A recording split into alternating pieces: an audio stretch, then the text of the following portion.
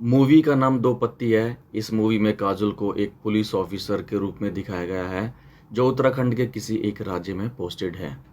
विजेंद्र कालरा को इस मूवी में पुलिस कांस्टेबल के रूप में दिखाया गया है जो काजोल का असिस्टेंट है और वो हमेशा उसके साथ रहता है।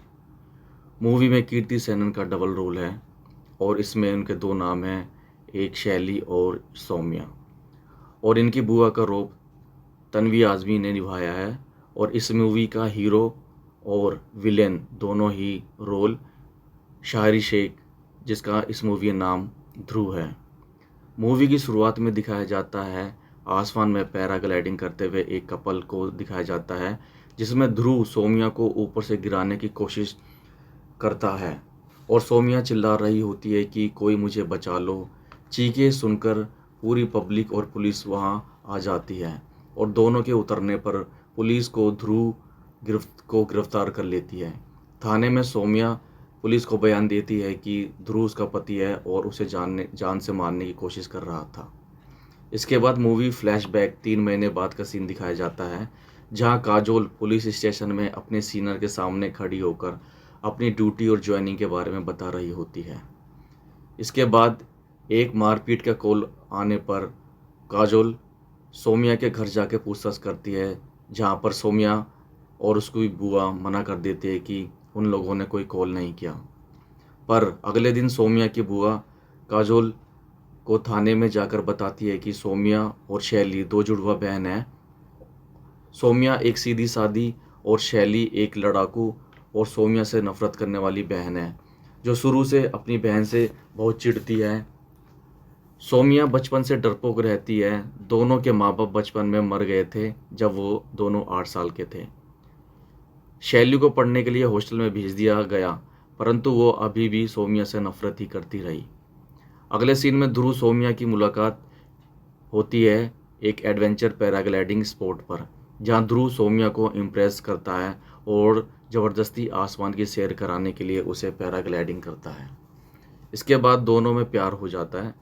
अगले सीन में दिखाया जाता है कि शैली अपने घर वापस आ जाती है और उसे पता चलता है कि उसकी डरपोक शरीफ बहन ने एक स्मार्ट चिकना लौंडा पटा लिया है। इससे वो चिढ़ जाती है और अब वह ध्रुव को पटाने के लिए और पाने के लिए उसके साथ फ्लर्ट करती है। और अब ध्रुव भी दोनों बहनों के साथ रोमांस करने लगता है। जब शैली ध्रुव को पटा लेती है, तब वह ध्रुव को यह बोलकर मिडिल फिंगर दिखाकर छोड़ देती है कि उसे सिर्फ अपनी बहन को हराना था और वो चली जाती है। इससे ध्रुव बहुत गुस्सा और नाराज़ हो जाता है और वो जल्द से जल्द सौम्या से शादी कर लेता है। अगले सीन में सौम्या की बुआ काजोल को बता रही होती है कि ध्रुव एक बहुत क्रिमिनल प्रवृत्ति का गुस्से वाला इंसान है और वह बात बात पर सौम्या को बहुत मारता है, पर सौम्या डरकर कुछ नहीं बताती है। अब ध्रुव का शादी के बाद सारा प्यार खत्म हो जाता है और सौम्या को बात बात पर बहुत मारता है कि वह उसके टाइप की मॉडल नहीं है। उसे इतना मारता है कि उसके सर और मुंह से खून निकलने लगता है। रास्ते में काजोल उसे देखती है घायल अवस्था में, तो उसे पता रहता है कि उसे ध्रुव ने मारा है, पर वो कुछ कर भी क्या सकती थी, क्योंकि जब सौम्या ही कंप्लेंट नहीं करना चाहती। फिर भी काजोल ध्रुव के क्रिमिनल बैकग्राउंड का पता करने के लिए हरियाणा जाती है, जहां उसके दोस्तों से उसे पता चलता है कि उस पर पहले से ही कई क्रिमिनल केस और मर्डर के केस चल रहे हैं। इधर सौम्या की बुआ ध्रुव को बोलती है कि सौम्या को अब मारा तो पुलिस कंप्लेंट कर दूंगी। ध्रुव बोलता है कि आप कंप्लेंट कर दो, मैं भी बोल दूंगा कि सौम्या एक पागल लड़की है जो दवाई खाती है और पागलपन की शिकार है। अगले दिन काजोल ध्रुव और सौम्या को थाने में बुलाकर बताती है कि ध्रुव पर हरियाणा में मर्डर का केस चल रहा है और अब वह तुम्हें भी मार डालेगा अपना पीछा छुड़ाने के लिए। पर सौम्या फिर भी मना कर देती है कि उसे ध्रुव नहीं मारता।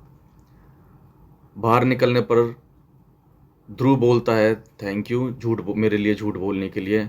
मैं फिर से नई शुरुआत करना चाहता हूँ जहाँ से प्यार शुरुआत की थी, यानी कि वो उसको दोबारा आसमान में पैराग्लाइडिंग कराने के लिए जाता है।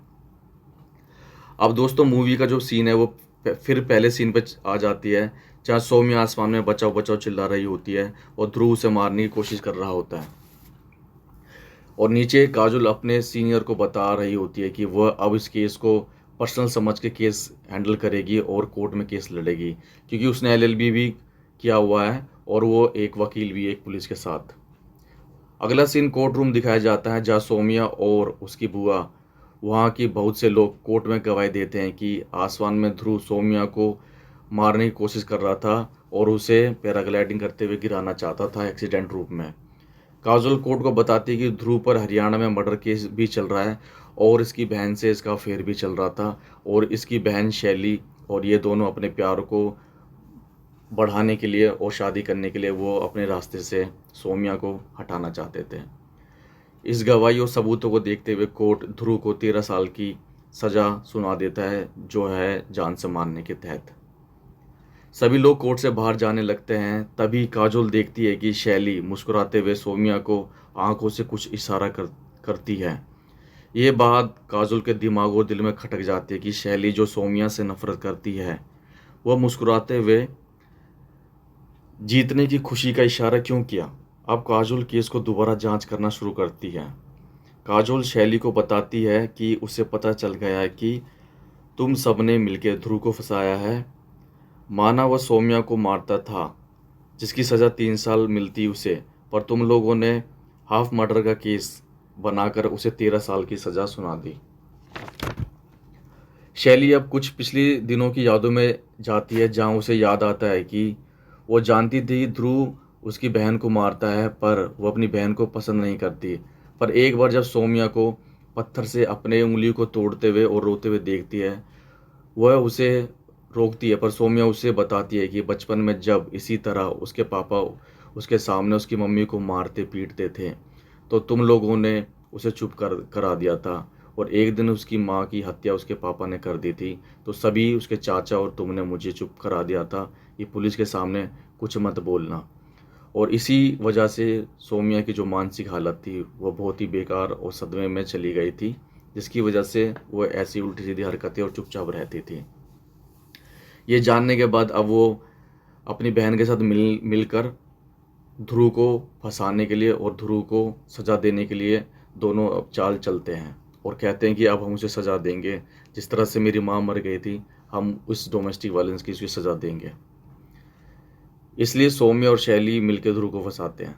इधर काजोल शहर की सीसीटीवी देखती है और उसे पता चल जाता है कि एक पॉइंट पर वह पैराग्लाइडिंग के लिए निकलते हैं, पर वो 10 किलोमीटर दूर अपनी शॉप पर जाकर वो थोड़ी देर के लिए रुकते हैं, जिससे उसे अंदाज़ा लग जाता है कि ज़रूर यहाँ पर उन दोनों ने कुछ ना कुछ प्लानिंग की होगी। सौम्य इससे उसे पता चल जाता है कि उस दिन पैराग्लाइडिंग करते सामने सौम्या नहीं शैली गई थी, क्योंकि शैली को पैराग्लाइडिंग आती थी और वह आसमान में अच्छी तरह से डरने का नाटक कर सकती थी, और उसे पैराग्लाइडिंग के सारे हुक खोलने और बांधने आते थे। और उस दिन थाने में सौम्या और शैली मेडिकल टेस्ट के लिए बाथरूम में जाके अपने आप को बदल लिए थे। अब काजोल केस को कोर्ट में रीओपन करती है, पर सौम्या के मानसिक दशा और उसके परिवार की हालत जानकर और देखकर काजोल को लगता है कि उन लोगों को वापस जेल भेजने में वो दोबारा से उनके साथ एक डोमेस्टिक वायलेंस का ही एक रूप उन्हें देगी और सज़ा देगी। ये जानने के बाद वो काजोल केस को वहीं पर ही वापस लेने के लिए कोर्ट से अपील करती है और केस वहीं डिसमिस हो जाता है और वो दोनों खुशी खुशी बाहर आ जाते हैं।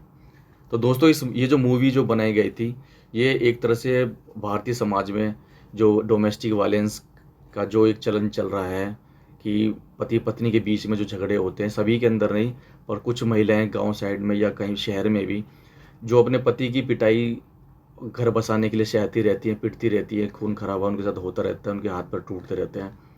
क्योंकि वो इस मूवी में जो सौम्या के जो माँ को भी दिखाया गया था कि उसका उसका जो पापा था उसको बहुत बुरा मारता है, हाथ कभी प्रेस से हाथ जला देता है, कभी उसके थप्पड़ मारता है, कभी उसके हाथ पैर तोड़ देता है।